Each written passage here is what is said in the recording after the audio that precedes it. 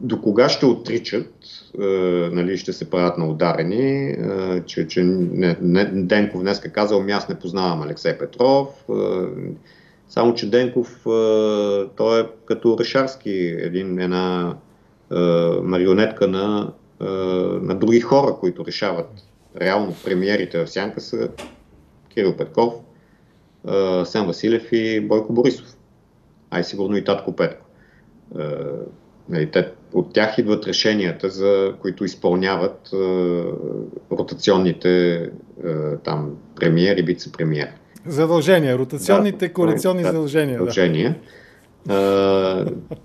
Да, за съжаление се върнахме на някакъв вариант на Орешарски, където знаем, че други хора дърпат конците на номиналния премиер. И се оказва, че сред тези, които са там били на тази сглобка, е и Алексей Петров.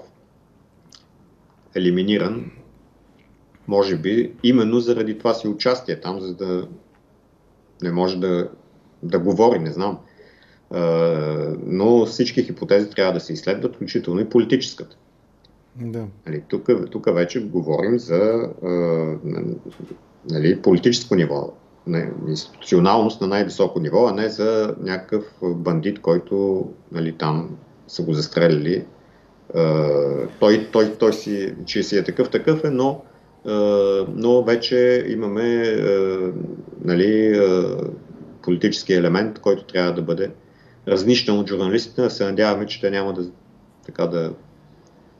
да замълчат в един момент по сигнал.